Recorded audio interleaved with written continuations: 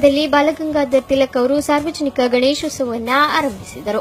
ಸಾರ್ವಜನಿಕ ಗಣೇಶೋತ್ಸವವು ನಮ್ಮಲ್ಲಿ ದೈವ ಭಕ್ತಿ, ಧರ್ಮಾಭಿಮಾನ, ದೇಶಭಕ್ತಿ, ಏಕತೆ, ಸದಾಚಾರ, ಸೌಹಾರ್ದತೆ ಇತ್ಯಾದಿ ಅಭಿವೃದ್ಧಿಯಾಗಲು ಸಹಕಾರಿಯಾಗಿದೆ. ಈ ನಿಟ್ಟಿನಲ್ಲಿ ಪುಟ್ಟ ಹಳ್ಳಿಗಳಲ್ಲಿ ಸಾರ್ವಜನಿಕ ಗಣೇಶೋತ್ಸವವನ್ನು ಸಂಭ್ರಮದಿಂದ ಆಚರಿಸಿ ನಮ್ಮ ಊರಿನ ಜನರು ಒಂದು ಕೂಡಿ ತಮ್ಮ ತನು ಮನ ಧನವನ್ನ ನೀಡಿ ಇಂತಹ ಕಾರ್ಯಕ್ರಮವನ್ನು ಹಮ್ಮಿಕೊಳ್ಳುತ್ತಾರೆ.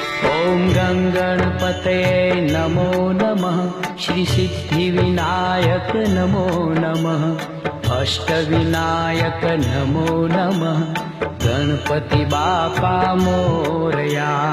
ಇದೇ ರೀತಿ ಕಾರ್ಕಳದ ಹೆಪ್ಪಳ ಯರ್ಲಂಪಾಡಿ ಗ್ರಾಮದ ಜನರು ಸತತ 8 ವರ್ಷಗಳಿಂದ ಗಣೇಶೋತ್ಸವ ಕಾರ್ಯಕ್ರಮವನ್ನು ಆಚರಿಸಿಕೊಂಡು ಬಂದಿದ್ದಾರೆ.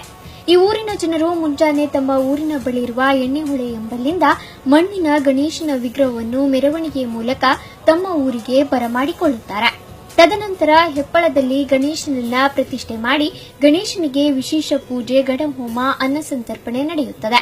ಈ ಕಾರ್ಯಕ್ರಮಕ್ಕೆ ಊರ ಪರವೂರ ಸಾವಿರಾರು ಭಕ್ತರು ಭಾಗವಹಿಸಿ ಶ್ರೀದೇವರ ಅನುಗ್ರಹಕ್ಕೆ ಪಾತ್ರರಾಗುತ್ತಾರೆ. ಗಣನಾಯಕಾಯ ಗಣದೈವತಾಯ ಗಣಾಧ್ಯಕ್ಷಾಯ ಧೀಮಹಿ, ಗುಣಶರೀರಾಯ ಗುಣಮಂಡಿತಾಯ ಗುಣೇಶಾನಾಯ ಧೀಮಹಿ.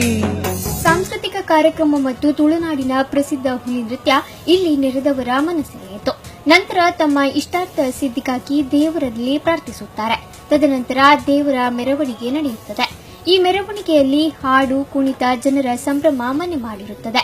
ಮೆರವಣಿಗೆಯು ಹೆಪ್ಪಳದಿಂದ ಚಿಕ್ಕಲಬೆಟ್ಟು ಶಾಲಾ ವಠಾರವಾಗಿ ಒಡ್ರಂತಾವ್ಗೆ ಸಾಗಿ ನಂತರ ಜೀವಾನಂದ ಶೆಟ್ಟಿಯವರ ತೋಟದ ಕೆರೆಯಲ್ಲಿ ಜಲಸ್ತಂಭನ ಮಾಡಲಾಗುತ್ತದೆ.